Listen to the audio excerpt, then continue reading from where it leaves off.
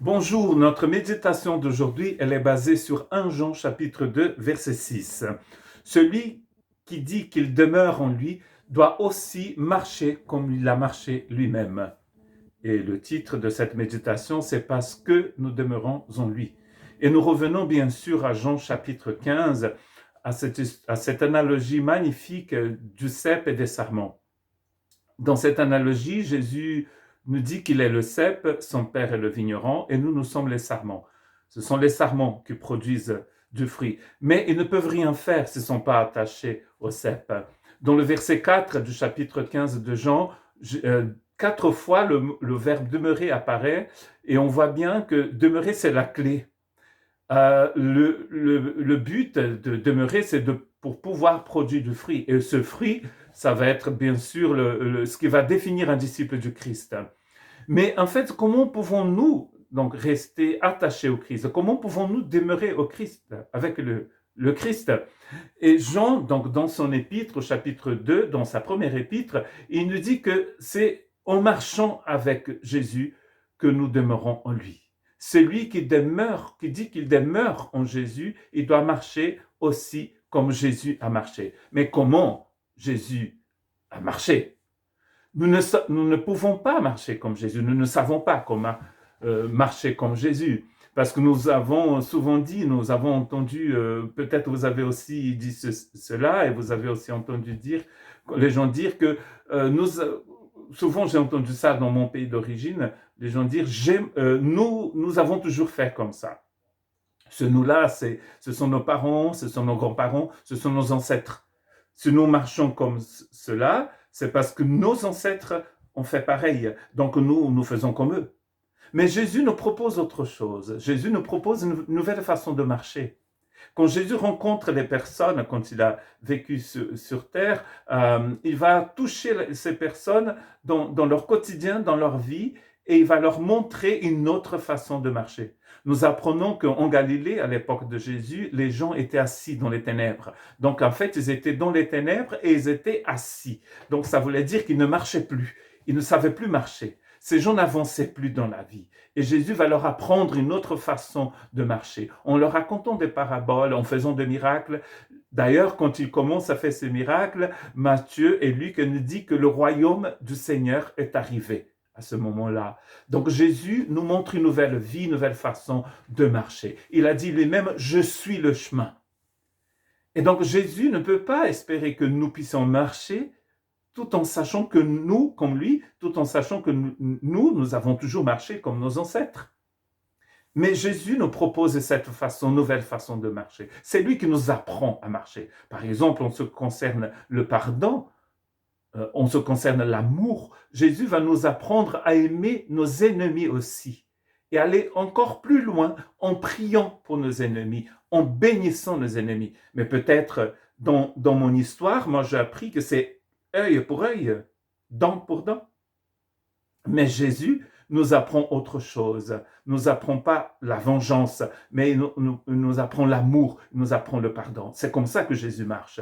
Donc, en ce qui concerne le pardon, nous devons marcher comme Jésus. Nous pardonnons tout le temps. Combien? 7 fois? Mais non, beaucoup plus que 7 fois. Nous pardonnons à l'infini, parce que Jésus pardonne à l'infini. En ce qui concerne la joie, par exemple, la joie du Christ, la joie qu'il nous propose sur cette route, sur ce chemin, c'est une joie constante.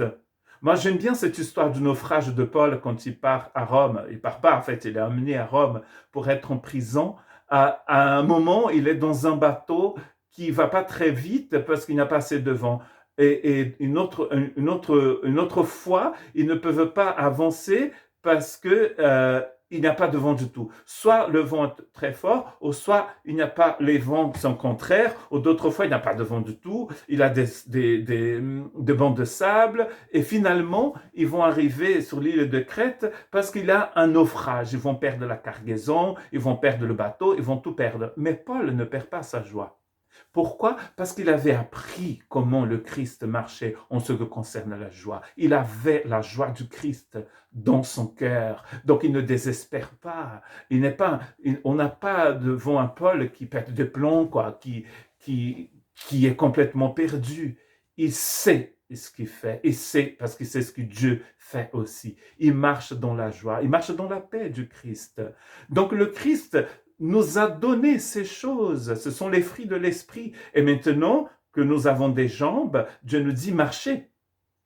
Mais pour aller loin, il faut d'abord faire un pas. Il faut faire le premier pas, 2 pas, 3 pas. Il faut ouvrir la porte sortie de chez soi. Il faut appeler la personne avec qui nous n'avons pas parlé depuis longtemps. D'ailleurs, il faut en profiter que nous sommes en quarantaine peut-être pour contacter des personnes, des amis, de la famille, des gens qu'on n'a pas vus depuis longtemps. Il faut peut-être penser à prier pour cette personne qui dit du mal de toi. Ça, c'est marcher comme Jésus. Comment est-ce que Jésus marche? Quand Jésus entend que quelqu'un dit du mal de lui, il envoie plein de psaumes, des bénédictions, des cantiques. Marcher comme Jésus, c'est d'avoir ces attitudes du Christ, de sortir de chez soi, de sortir de son égoïsme et d'aller de l'avant avec Jésus. Plus nous marchons avec Jésus, plus nous allons apprendre à le connaître et plus les gens vont être touchés tout autour de nous. Donc, comment pouvons-nous demeurer en Jésus en marchant avec lui? Le paradoxe ici, c'est que nous marchons tout en étant attachés au Christ. Paul utilise l'image aussi de l'édifice en disant que nous sommes plantés, nous sommes ancrés, nous sommes un édifice. Et dans ces textes d'Éphésiens et de Colossiens, où Paul dit que nous sommes dans le Christ, et Christ est en nous d'ailleurs, il nous dit aussi d'avancer, de marcher. Une maison qui est construite sur le sable, dès que la tempête arrive, elle ne peut pas subsister. Le Christ est le rocher. Nous sommes cette maison qui a été construite sur ce rocher. Quand la tempête vient, la maison va résister. La meilleure façon de marcher avec Jésus, c'est d'accepter ses commandements, c'est d'aimer comme il a aimé. Cet amour qui est déjà en nous d'ailleurs.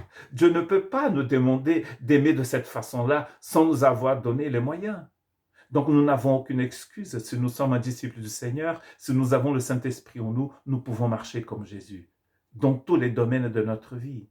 Et donc ces temps qui sont très difficiles, où les gens mettent des choses sur Facebook qui sont abominables, qui ne sont pas très intelligentes parfois, et nous avons envie de mettre toutes sortes de commentaires pas très catholiques, ni protestants d'ailleurs. Dieu nous encourage à marcher comme Jésus, à être des hommes et des femmes de paix. Jésus était et il reste toujours quelqu'un rempli de paix, de shalom pour les gens. Donc que Dieu puisse nous apprendre à marcher comme Jésus. Car celui qui demeure en Jésus doit marcher comme Jésus a marché.